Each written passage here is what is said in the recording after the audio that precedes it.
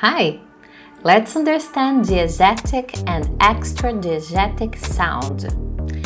And let's get inspired. This is not just to know about theory. It's not that. No, it's to hands-on production.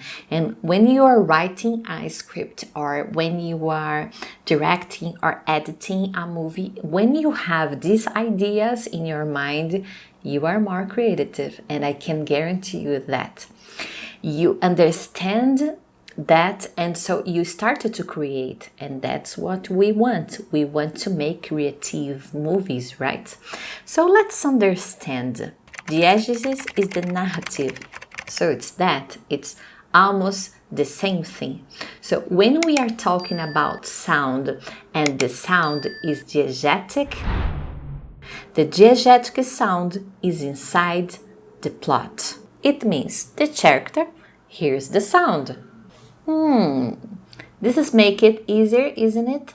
So imagine, I'm not here giving you a class.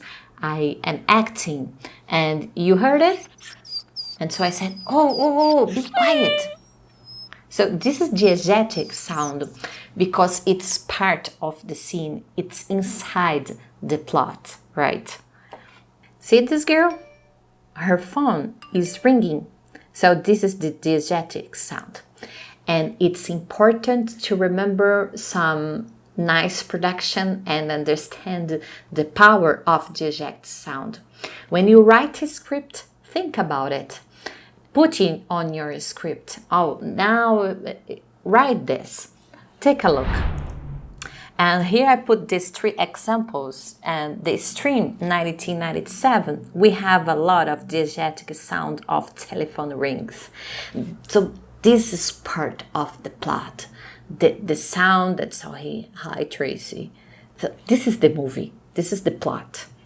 Another example, Castaway 2001, the diegetic sound is the ocean because the character is almost the whole movie in an island. So he hears waves all the time, and the ocean, the sound that comes from the ocean, he hears all the time. Of course, a movie has many other diegetic sounds. I am giving you here the main ones, okay? And here a third example, Stranger Things 4.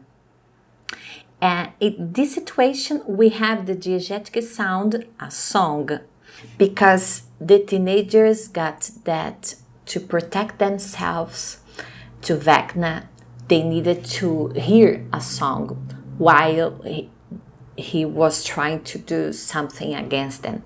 So hear a song, your favorite one, and you are protected. So we have this moment, they understood that, and they protect themselves with a song. So the song is in the plot.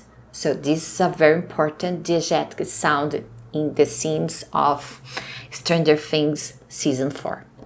And now we are going to talk about the extra-diegetic sound. The extra-diegetic sound is outside the plot. So it's the opposite. Just the viewer hears the sound. The character doesn't hear the sound. Just the viewer. So since I am here and I am acting, and if let's continue that scene. So here I'm bored. Be quiet. Did you listen the song? Okay, but you are the viewer.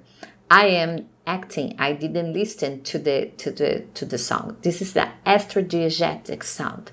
It's for the viewer. It's not for the character, for the plot, for the story. It's not inside.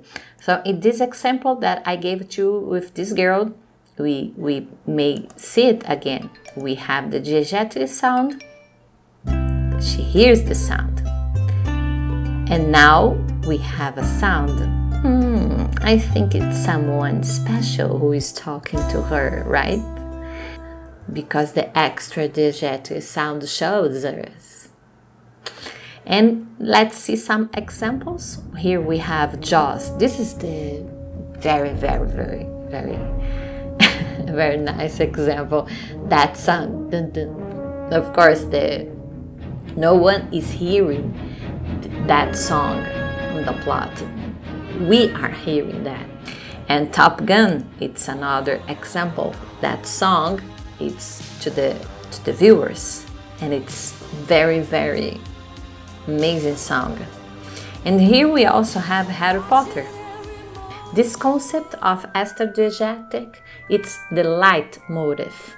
I explained that in another video and you're gonna to check it. It's a word in German and it means a lot when we have extra-diegetic sounds, and this sound is like identity. It's not in the plot, but it's a very strong identity. We can talk and learn more about it in another video. And here you have a link if you want to have more classes with me and have a course. It's from script to video, how to transform a story into a movie. You have the link here below. I see you in the next class.